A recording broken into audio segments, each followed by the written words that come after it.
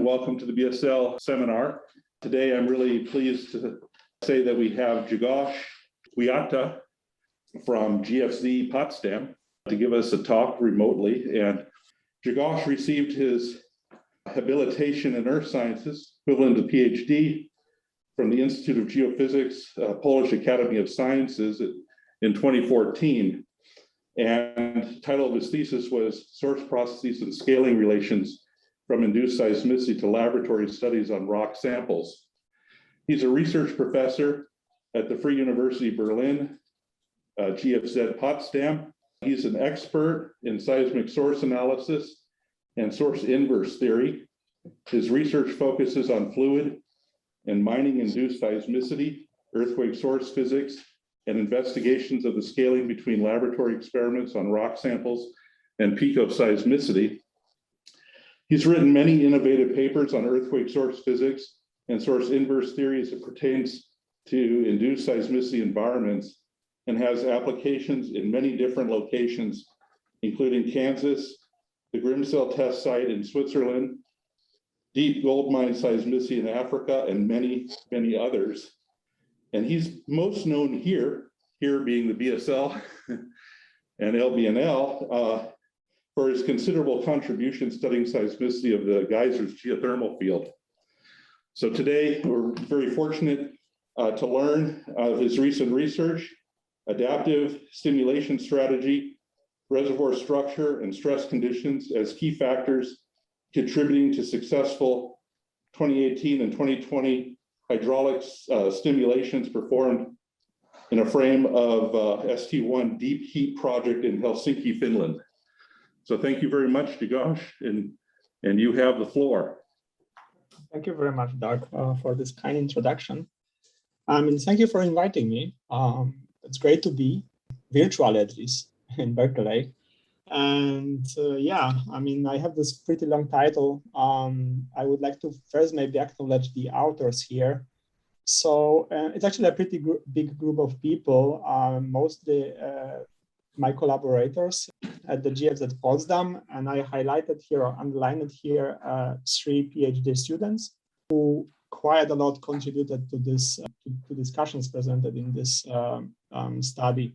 There's also a number of people involved in the project itself, and this includes people from the St1 Deep Heat company that did the actual stimulation, people from Acer LLC that some of you may know here actually very well, that basically were responsible for the hardware side of the microseismic monitoring, the people from University of Helsinki who help us a lot with analysis of the side effects and local conditions, and finally the people from Arup Geohazards that were responsible for the traffic light system. So all these people here, I contributed to the project success, and the project is actually still not over. We are continuing with the next stimulation that's planned in some months. Let me start with the motivation here. So the seismicity related to hydraulic stimulations, they will be mostly focusing here, have seriously impacted and even terminated some EGS projects. We have a footage here from the Pohang magnitude 5.5 earthquake that was, as we know, induced or triggered at the site and led to the close of the project. So from that perspective, the implementation of safe stimulation strategies is really critical for the public acceptance of any future EGS project. In this presentation, I would like to actually show the whole story about the St1 project and towards identification of seismo-mechanical and statistical parameters and external conditions that help us basically to unravel, potentially in near real time, the transition from stable to runaway ruptures.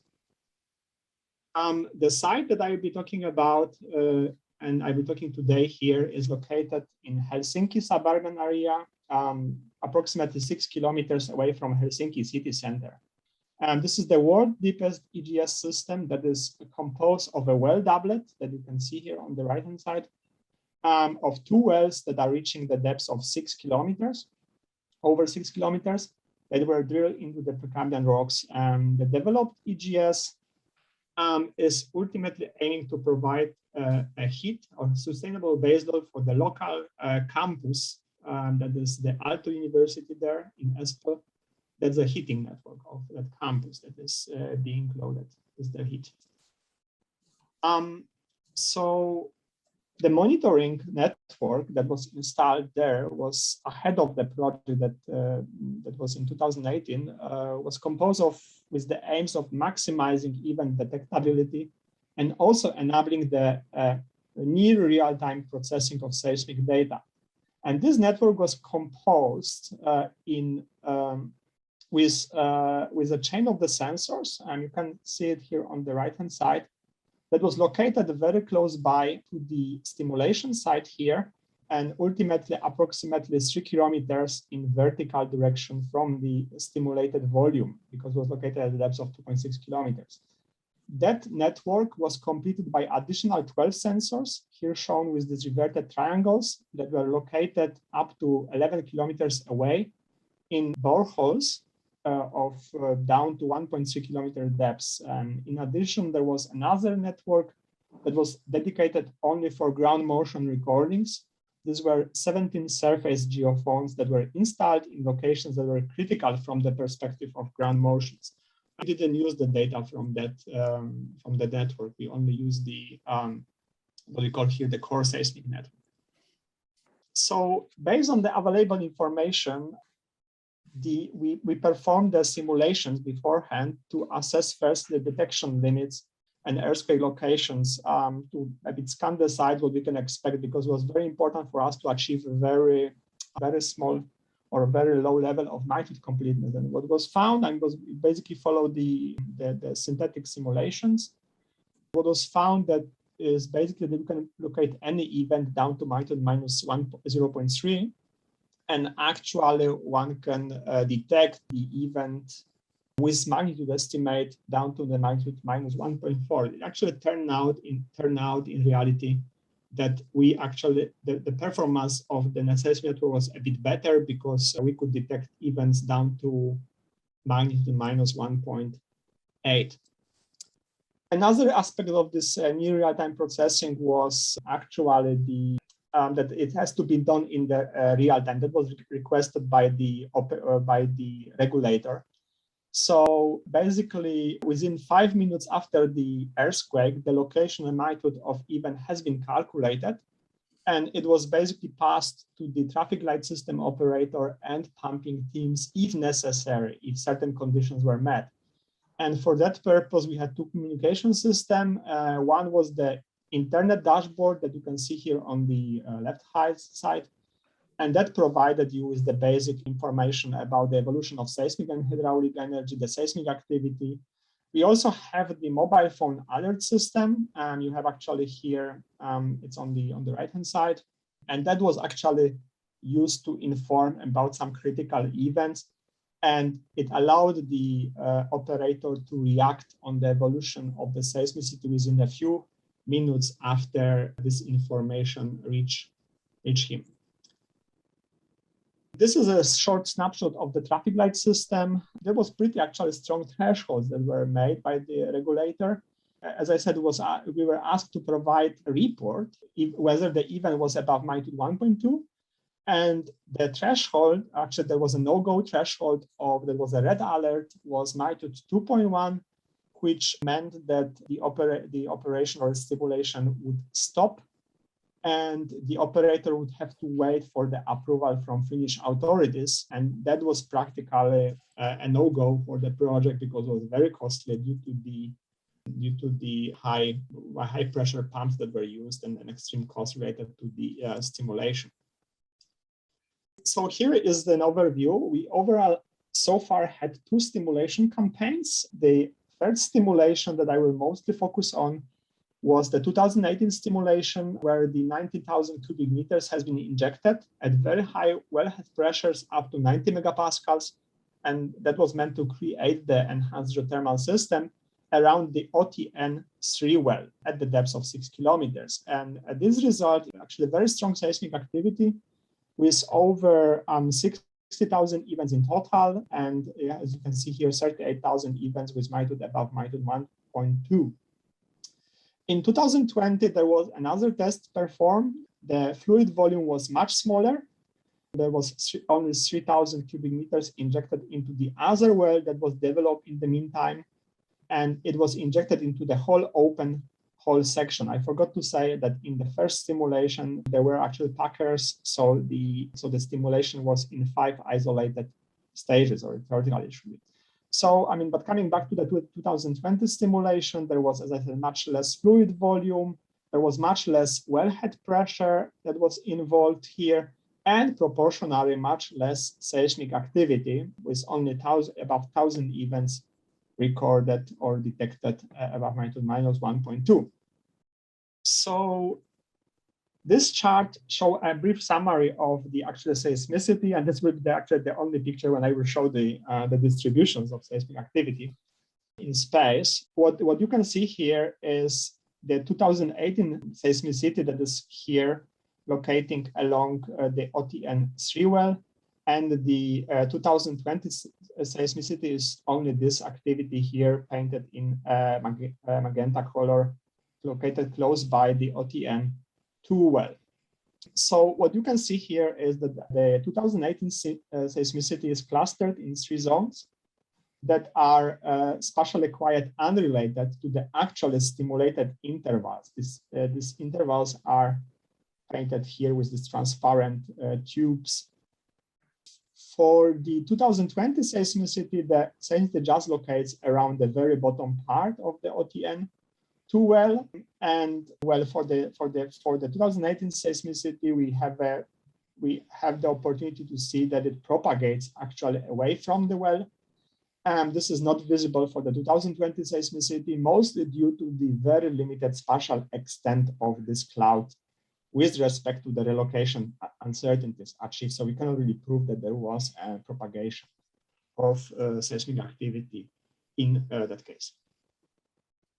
So in the following slide, I will talk a bit about the controlling of induced seismicity, but I wish to highlight that what I understand here by the controlling of induced seismicity is that it means that we wanted to maintain the event size within the limits of what is called stable rupture propagation, what is frequently defined as the what's so-called maximum arrestable magnitude. And for that purpose, you can pick up any model here. I listed the most possibly well-known one from Magar. There's also alternative from Gallis or from the others. So this is really a kind of historical perspective, how we actually achieve that control by having that information about the from the near real-time processing of seismic data. So this is the very beginning of the 2018 stimulation, the first stage of stimulation that was performed in theory at the very bottom here. So and this is the last like 10 days maybe. So what we saw in this very first moment was that this activity were occurring essentially immediately after exceeding 70 megapascal of wellhead pressure. And it was actually quickly realized in this first injection phase that the seismic energy release, that is here on the left-hand side, is proportional to the hydraulic energy, or equivalently the product of pressure and volume accumulated here. So it was also identified that any stop in injection operation leads actually to a quick decrease in seismic activity. In the second injection phase, that stage was actually performed at the highest possible injection rates and wellhead pressures reaching 95 megapascals. And that, as you can see here, led to the kind of acceleration of seismic moment release or energy release, and occurrence of actual sequences of quite large events that were still in the kind of amber state or orange state, which temporarily put the stimulation on hold. And actually at this moment, the project team realized that the maximum magnitude is increasing with the cumulative injected fluid volume, with the trend that is following the recently published at the moment fracture mechanics based model of Gallis et al. And while extending of that trend basically naively to the target fluid volume, which was initially 20,000 cubic meters, there was a fear in the project team that by the end of the stimulation, this 2.1 even will certainly occur, leading to the problems. Can you tell me what the depths were for the P1 and P2 segment? They were so that was the largest depths, that's 6.1 kilometers. And then P2? Possibly differing like by 50 meters in depth. Oh, 50 meters, okay. There's not so big difference. I mean, the whole interval is of stimulated. So stimulated intervals are 500 meters. So I would say that each interval is like approximately 100 meters in length, and likely like 50 to 70 meters in depth. Thank you. So the model of Gallis, essentially, that you can see here with the lines, it provides the maximum magnitude of so-called arrested rupture. And that magnitude depends essentially on the amount of, let's call it elastic strain energy that is available in the system and that is stored for the rupture propagation, which in our case, of course, it's depending on the hydraulic energy or hydraulic energy input rate, because obviously some part of this energy is continuously dissipated. So therefore, the project team decided to reduce the amount of this energy stored in the system. So what has happened, I mean, in the next stage, P3, the wellhead pressure was first reduced to the values of 90 megapascal. This didn't help so much. So actually, in the following, the injection plan was amended by progressively reducing the injection times and enhancing the resting periods to stimulate the energy dissipation, the hydraulic energy dissipation. And that stabilized the seismic energy release at the new level that was sufficiently enough to end the project with the red alert threshold that was not exceeded. What effectively happened in the maximum magnitude plot versus cumulative volume, we still had the large events, but they were not exceeding the magnitude 1.7, 1.8, and ultimately we have 1.9 even at some point. So what has happened here, so what was achieved by the project team was in fact the sort of optimization of the ratio between the seismic and hydraulic energy, using the seismic data as a guidance. And actually there is an analog laboratory experiment for that, where the loading of the sample in the laboratory is with the axial stress is inhibited automatically by increasing acoustic activity when approaching the peak stress. So basically you want to prolong that kind of critical stage by checking how much activity you have, knowing that you have foreshocks and the foreshocks are accelerating. So that is used as a feedback for reducing the loading. So in this way, you can actually prolong the stable deformation in the sample for the long time, keeping the fault just below this critical stress level, after which it would fail. So that would be the laboratory counterpart for what has happened in ST1. For 2020, the story essentially repeated. I have only one slide here on that, and there is another curve here, and basically for 2020, the evolution of the maximum magnitude was kind of repeated. Here you have the evolution of the seismic and hydraulic energy, and you see that except for this very beginning, which is obviously very much prone to the errors in estimating from a first single events that are occurring in the reservoir, you have a pretty stable evolution of seismic and hydraulic energy. So to sum up that part, from my perspective, the successful control of this maximum magnitude was achieved. But basically the key element of that controlling was this adaptive injection strategy that we discussed here, guided by the near real-time seismic monitoring and analysis of the seismic data that essentially limited the hydraulic energy input rate and consequently the elastic energy stored in the system. The second and the third point I will discuss in a moment. So the second point was a favorable reservoir structure and low background tectonic stress level. And that included the lack of major fault system, I will show in a moment, and injection into the broad range of distributed parallel and maybe even weak fractures that cannot really accumulate the seismic energy. The other observation was that we observed basically limited stress transfer and interaction between events, which in our view here is kind of a signature of incoming instability. So So these three factors were kind of contributing to the controlling of max. The fourth one is the collaboration. So I want to highlight that here there was an extreme good collaboration between the project, between the company that was involved in the project, the seismic team, and the traffic light system team. And there was a very extremely good exchange of information between these teams that helps really to react quickly to the changing situation in terms of the seismicity development. So I will focus now on the favorable structural setting.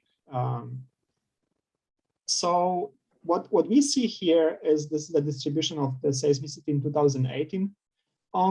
So what we can find out here is that the hypocenters and their precisions provides, first of all, no evidence for the alignment of seismicity along any large fault. Instead, what you actually see is that the seismicity occurs in zones of distributed fractures.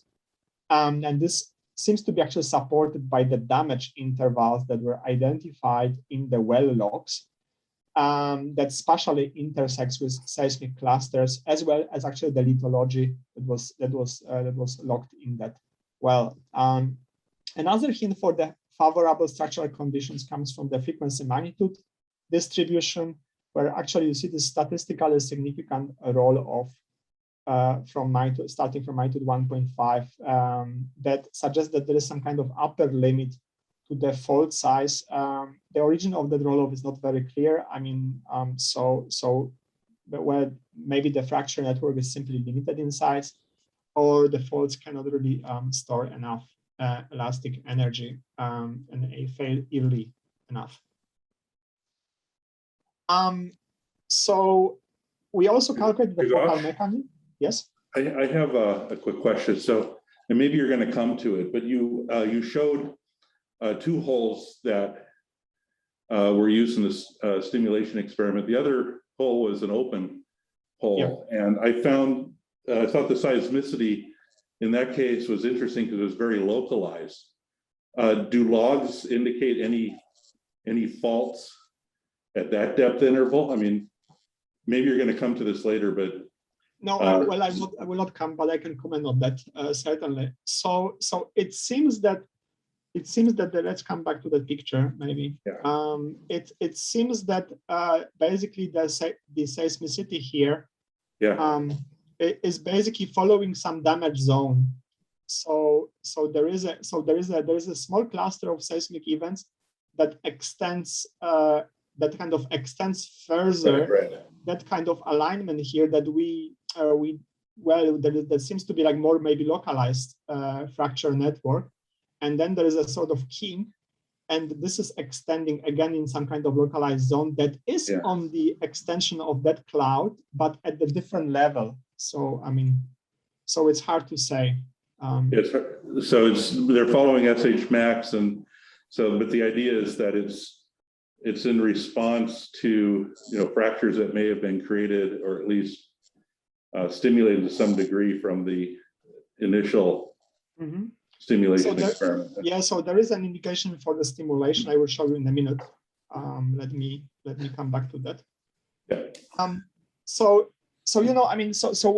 My student calculated the also the focal mechanisms here, and actually there were tremendous problems calculating this focal mechanism because the coverage is not favorable, and we are still discussing the results.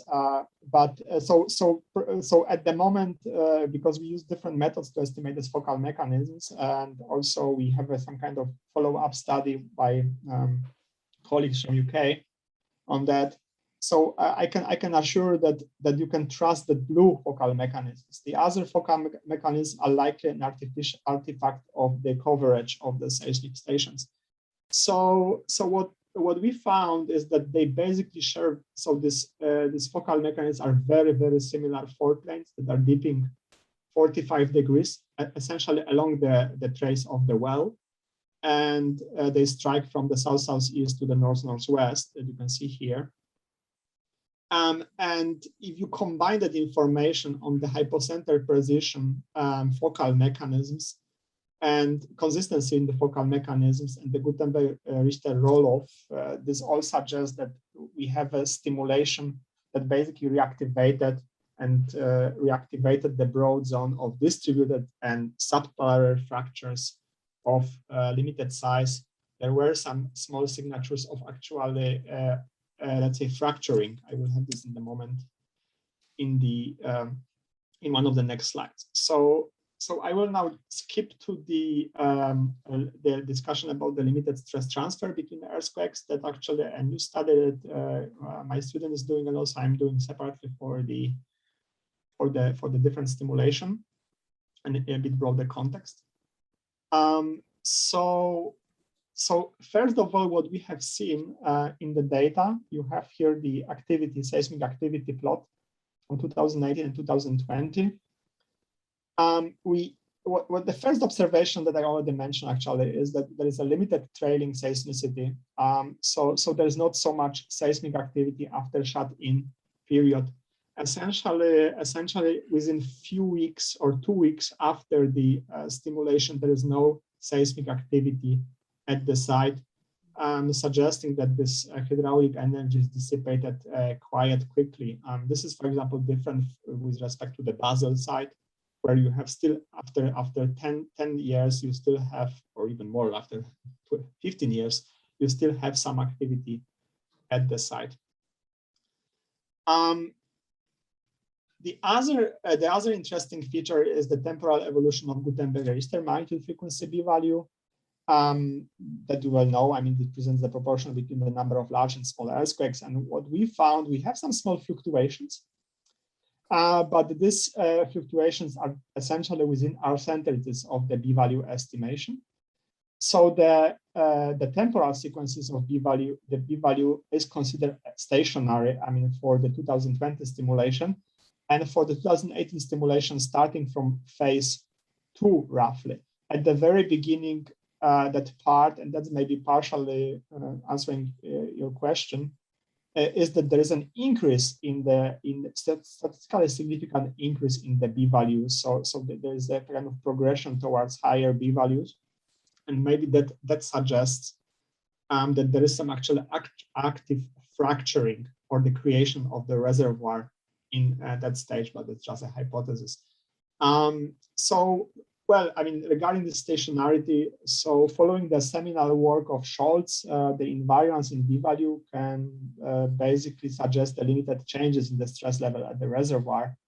Or alternatively, if you follow more structural approach of Ian Main, the stable development of fracture networks, so no, let's say, localization of seismic network. And from the perspective of seismic hazard, we have a clear indication that the hazard is controlled by the seismic activity level. This is kind of comparable to the geysers field.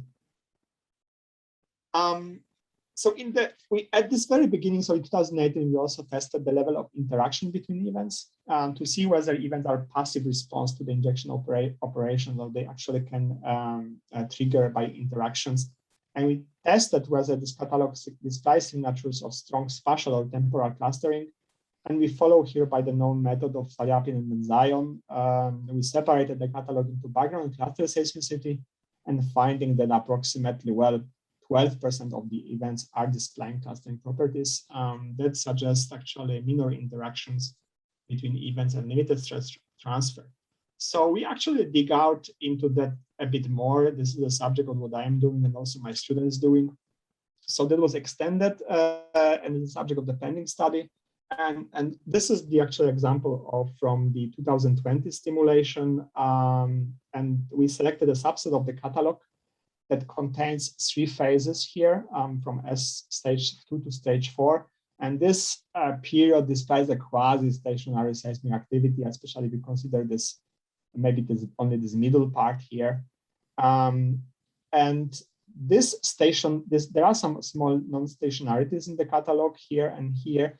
And what was surprising is that this non-stationarities does not influence the results so much. I will show this result in a moment. However, what influenced the results so much was the significant temporal fluctuations in the completeness of the seismic catalog that biased the calculated statistics and that needed to be accounted for. So actually, I prepared here a magnification of the period containing this stage 3. So this only covers 2 days. And what you can see here is the magnitude of seismic events.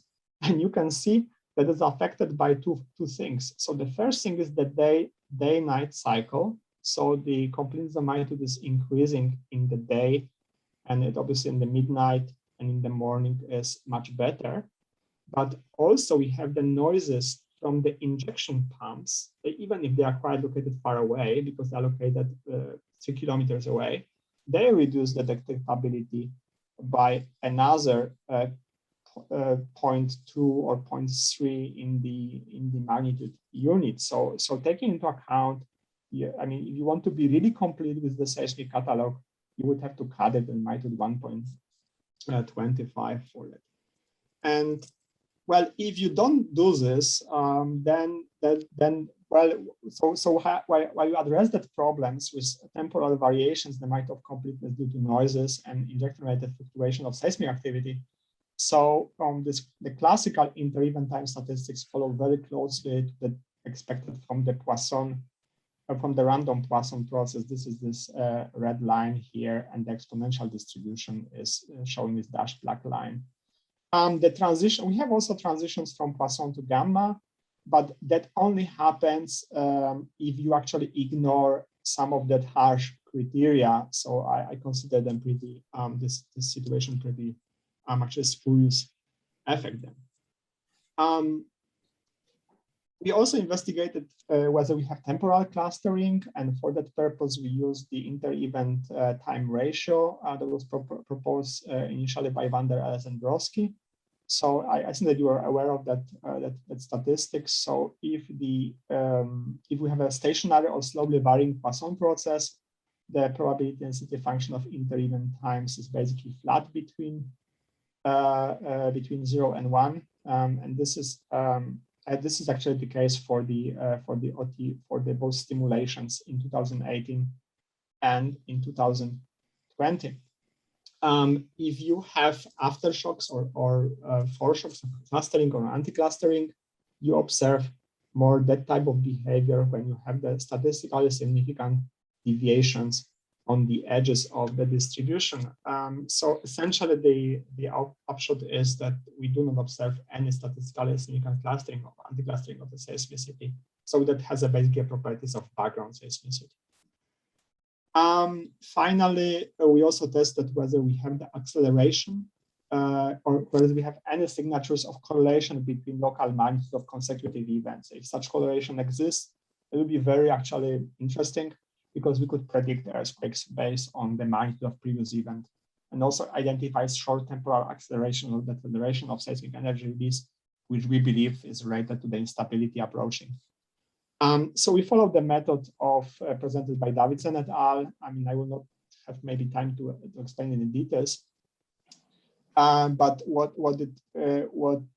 you do here is you basically test the difference in the probability to observe magnitude difference lower than a certain level between the selected catalog and its randomized versions, which do not exhibit any magnitude correlation, and such empirical distribution of magnitude differences fall in our case within the 68% confidence interval. So that means essentially that we do not observe any signatures of magnitude correlation, even if the input data set contains some short periods of shut-in. The only statistically significant correlation, which is actually deceleration of the seismic magnitudes, is shown after final shut-in. This is also valid for both stimulation campaigns. So overall, we have a sort of good messages for the development of St1 project. So the seismicity is induced, and essentially a passive response to the hydraulic energy input rate, follows the quasi-stationary Poissonian process, may be controlled by manipulating with injection rate, may be forecasted through probabilistic seismic hazard assessment. There is no interaction, which is a good sign, and essentially there is a low potential for runaway ruptures, and this is due to the distributed fracture network of small faults.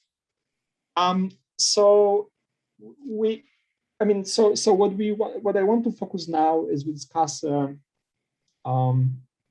We want to discuss a bit of the various. So we discussed so far various seismo-mechanical parameters and also statistical parameters that describe the stable response of the reservoir. The question arises whether these parameters could be potentially useful in detecting the runaway conditions. So that was the work of our former student, and he essentially expanded that study by investigating the evolution of selected seismic and hydraulic energy parameters for a handful of enhanced geothermal systems, include actually projects that were canceled due to the occurrence of large events, such as Basel in Switzerland or Pohang in South Korea.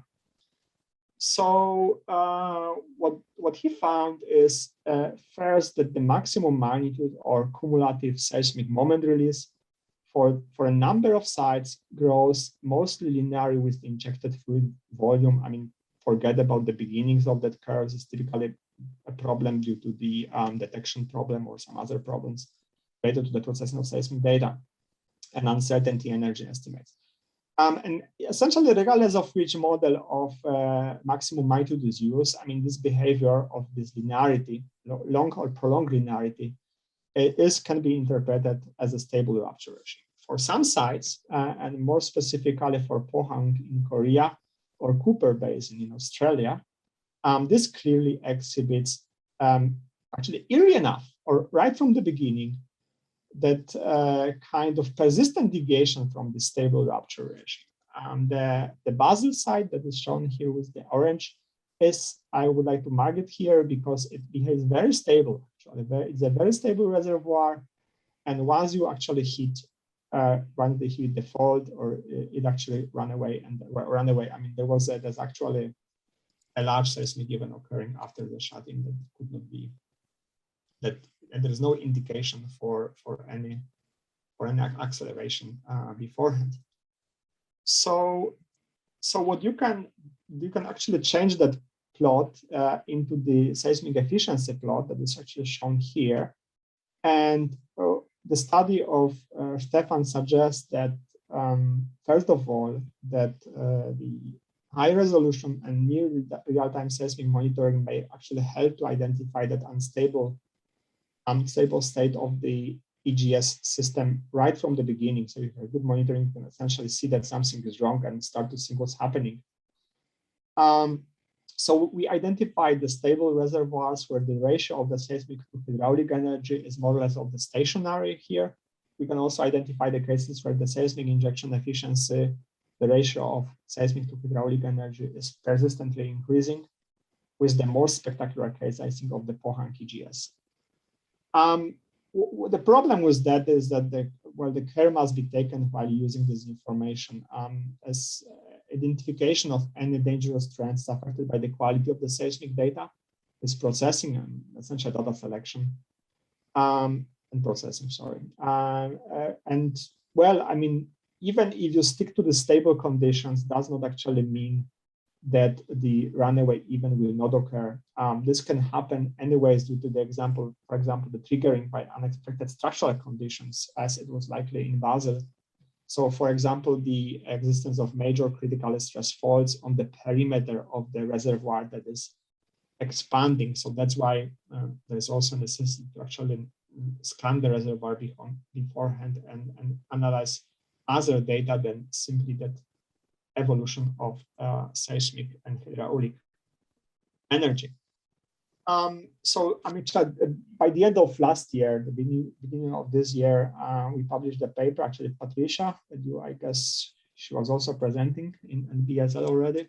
So you know her very well also from the works on the geysers field. We kind of wrap up our observations on seismo-mechanical and statistical proxies, the simple seismo-mechanical and statistical proxies, how to identify low and high potential for unstable reservoir behavior. So I have them gathered here from it's actually a table extracted from the paper that was published in Leading Edge, and basically shows the couple of parameters. So we have the reservoirs with low potential to the left and high potential for unstable ruptures to the right. And you can see here the parameters we partially discussed here. So we have the stationary B value, seismic activity A value, seismic activity depends on the A value changes, and their hazard is driven by the A value changes. The deformation is occurring in the distributed fracture system versus for the unstable deformations occurring along the major seismogenic faults. For the stable reservoirs, we have low or stationary seismic injection efficiency. This is not the case for the unstable reservoirs. We also see that kind of relation that on the double couple components of the seismicity, this is mostly our experience from the geysers, signifies or energy dissipation into slower or opening processes or closing processes in the reservoir. Double couple components indicate shear stress release, so maybe a signature of some kind of planar structures. Finally, we have this limited triggering that I focus quite a bit here, and earthquake interaction. So like swarm character of the earthquakes is possibly something that characterizes the low potential for unstable reservoirs, and abundant triggering and earthquake interaction characterize the unstable reservoirs. So in the very last part of the talk, I will investigate a bit more in details, and this is our perspective in the laboratory, what stimulation parameters affect the transition from stable to runaway state. And with that respect, one of our students, Lei Wang, performed an injection experiment on 2 porous sandstone samples with pre-existing soak-up fault. So here you have the experiment set up. Essentially, you have a soak-up samples. These were loaded at the very beginning to the critical stress of 35 megapascal, close to the failure stress. And in that moment, the injection has started. It was performed from the bottom of the sample. And basically, due to the high porosity of the matrix, the pressure conditions in the whole sample can be considered homogeneous when the fluids were injected, and they were extracted on the other side.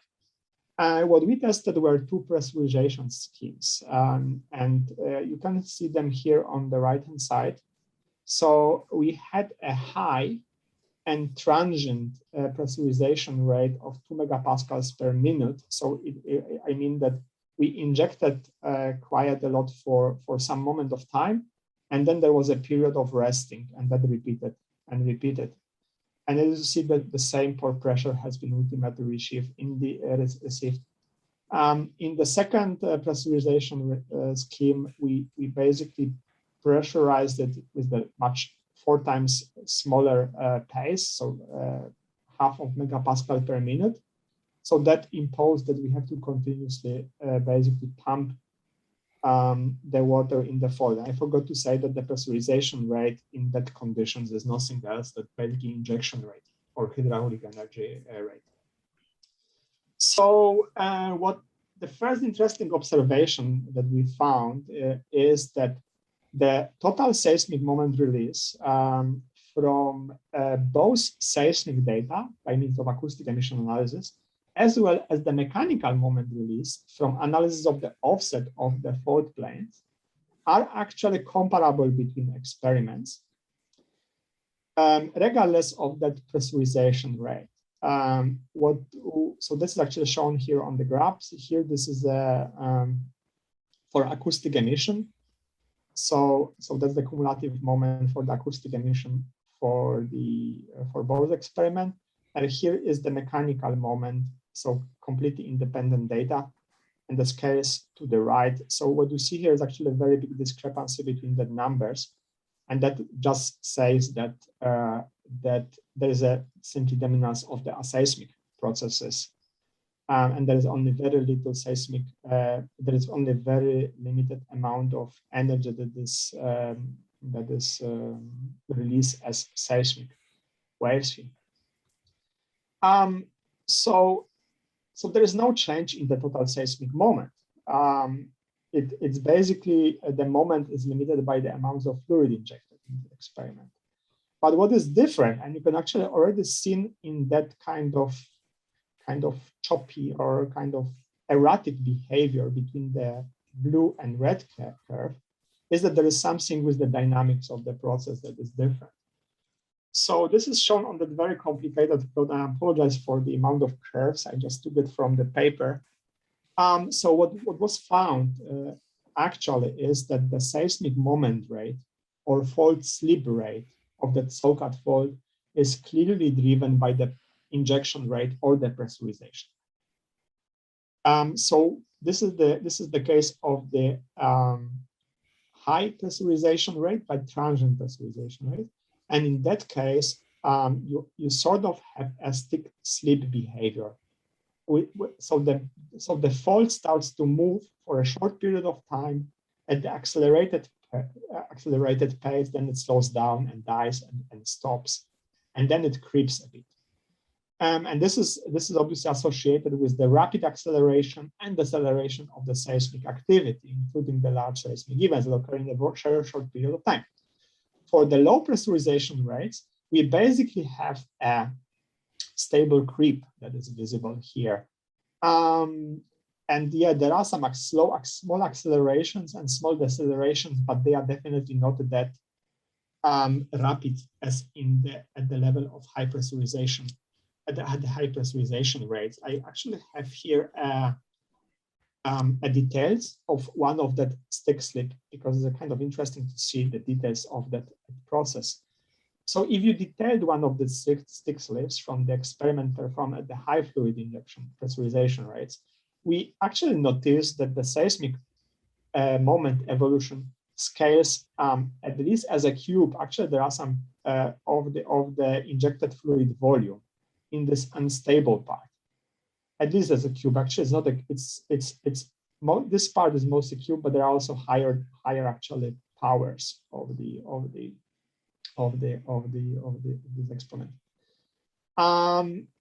So for that stick slip, you have this cube relation of the seismic moment rate with injected fluid volume. Outside of that period, you basically have seismic or mechanical moment release that is linear with respect to the injection of time, injection rate, or time, whatever you select. So this is actually a signature of the stable behavior, so that we actually previously observed at the St1 Helsinki.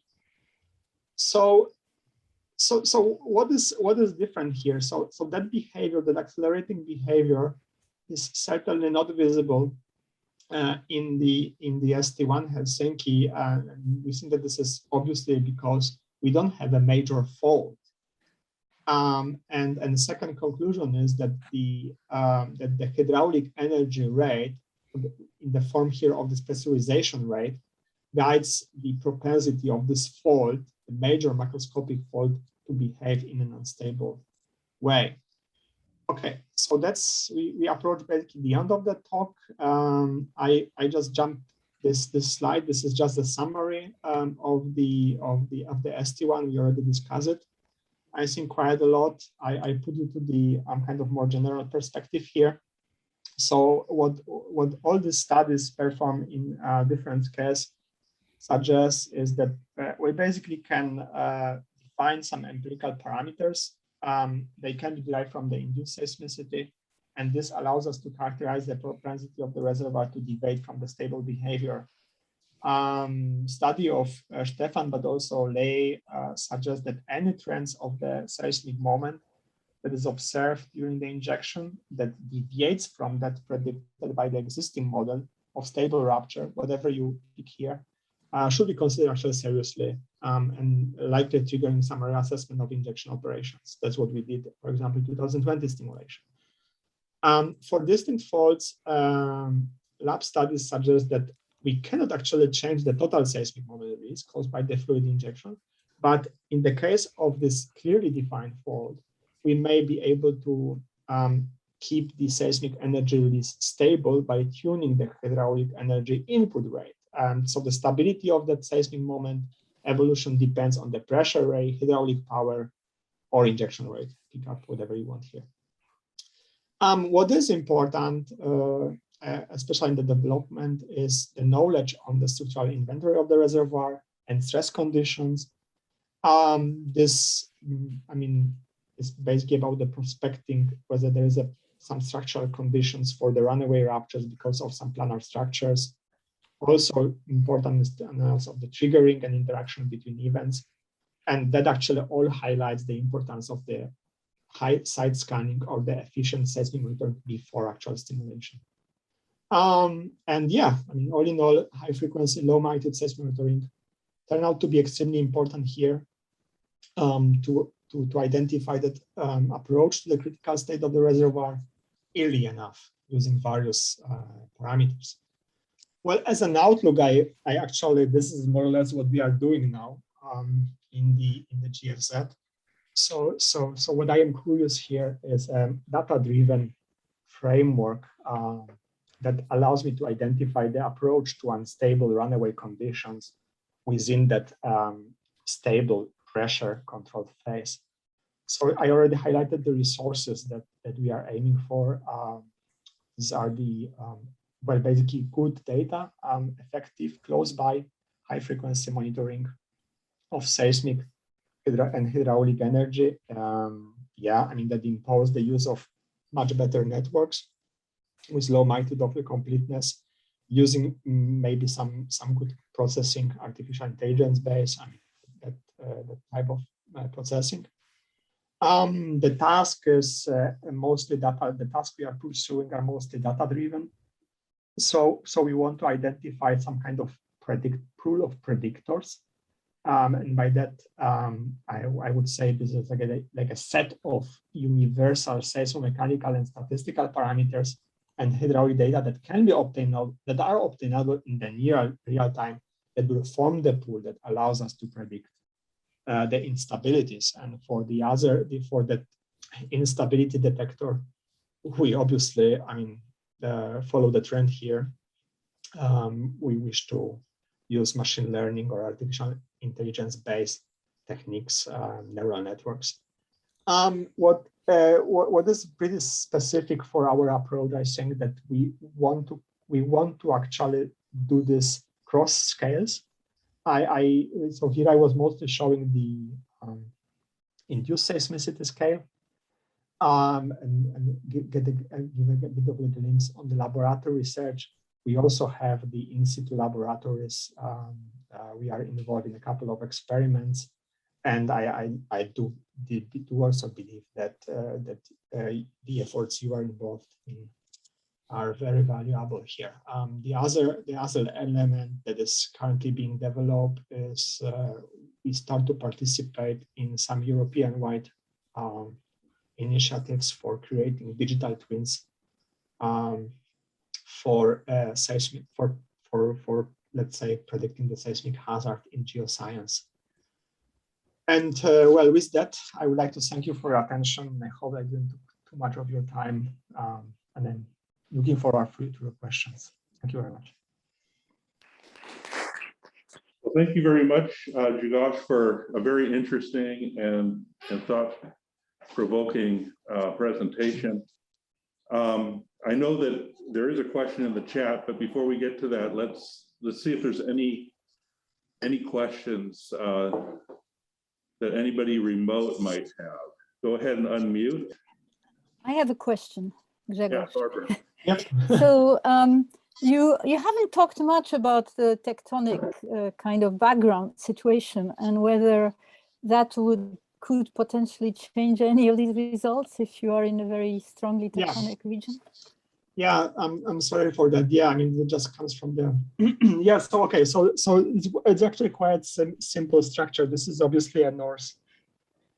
This is a Scandinavian craton. I might mess up the name, but so this is basically old craton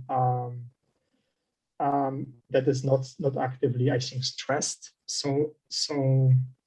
And the situation is that there's a horizontal stress that's possibly related to post-glacial, let's say, effects. And the geology is these are old Precambrian rocks, highly fractured. There is a very complicated tectonics. it's very difficult to say anything about everything is like there are different faulting systems, fracture networks in the system. There are steeply dipping damage zones crossing the site in different directions. What we see here is that there is a correlation with the potential damage zones that are seen also on the surface. Also, this is quite a bit of extrapolation. And there is also a relation to actually to lithology. So some parts of that reservoir are metamorphized. Some parts are less or more metamorphized, basically, and the seismicity seems to occur in one of the type. I don't recall what is exactly the rock type, but one lithology is favoring the occurrence of seismic events. There is no active tectonics. There is no seismic events. There is no natural seismic events here. There were some, but not in the direct proximity of the site, and they were of the small magnitude.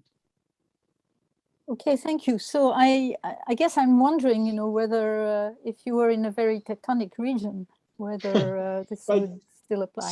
Certainly, the tectonic setup helps here, right? Because if there would be active tectonics here and active, let's say, more active stresses, you would possibly expect to have more maybe triggering or interaction of that tectonic stresses with the stimulation, with the perturbation due to the stimulation. Thank you very much. I have a quick related question. So at some point in your talk, you had a table that detailed, runaway versus non-runaway. And the question I had at that time was, is there any in situ stress measurements at these sites? Presumably there is, but I don't know if there is at all of them. And the question is there any correlation with the magnitude of stress with respect to, optimally oriented pre-existing fractures? Okay. So the stress that you have seen on some picture, so that stress here, that stress state is taken actually from the stress measurements performed at the depths of, I think, 2.5 kilometers. So when they were developing the well, there's a third well, OTN1, and that's where these stress measurements were taken. Then they were basically transferred to the depths of 6.1 kilometers. So the blue fractures, the blue focal mechanisms that you see here are actually critically stressed with respect to this stress field. The remaining events, as I said, so the remaining beach balls that you see here, I am not trusting that much. We have new indications that they are just due to the limited coverage. So that's the status. So it looks like actually the injection just triggered the optimally oriented fracture network here. We don't have any. So what we have learned from the logs that is that there is no like localization of the fractures, and it was impossible to determine actually any let's say orientation of these fractures in the well. So it even happened. So this is that's actually interesting, maybe information. So you see here this injection intervals. So that part of the well that is inclined here, starting from that point here, and like basically a kilometer here, maybe less than a kilometer. Sorry. So when they drilled that, and they were about to place the packers, it was difficult to find a place for the packer. Because the pieces of rocks, the borehole wall was so damaged that they couldn't find a place. There were cavities basically. So the chips of the rocks were basically entering the well, and they were flushed out with the water. So it was very difficult to identify the intact places so that only tells you how damaged that maybe that part of that area is. They also have a tremendous problem with drilling as well. So you actually see here that there are some kind of side tracks of the well, and these are the two unsuccessful attempts of drilling in that direction. So there was a damage zone here that is also highlighted by the seismic activity.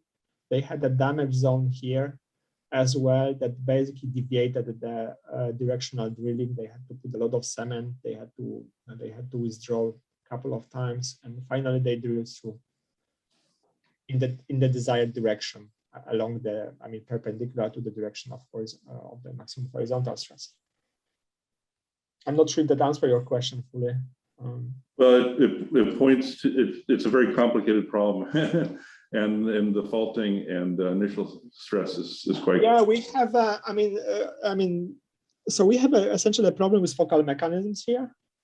So the recordings are fine. The problem is actually that maybe I have a slide for that. Let me see. I think that. Yeah, okay, maybe I hope that you see animation. So that's the distribution of seismic stations, all seismic stations that we have. And what you see on this animation is, this is actually the outcome of the hash program. I think it's a polarity-based method. And it highlights, and all that what you see here on this animation is the solutions that has basically the same cost function. So it shows you that there are multiple and quite actually different focal mechanisms possible, and that needs to be constrained better. So then we actually move to the amplitude inversion. Then we move to the principal component analysis. That improve the stability, but overall the coverage still matters. And for example, if you remove one or two stations, or you change the peak, it's still pretty unstable. But we are pretty much confident that type of blue type focal mechanisms are the most. So these are the highest quality focal mechanisms. So we tend to, and they fit to the kinematics. So actually they kind of explain the fact that we have. So we are talking about that plane here. I don't know if you see it, yeah, or maybe that plane. So that plane here explains basically the fact that the seismicity is propagating downwards here. And also it explains that we have the expansion of the seismicity left and right along the fracture network. So that would be my interpretation, which planes are activated here. Well, thank you, Grzegorz.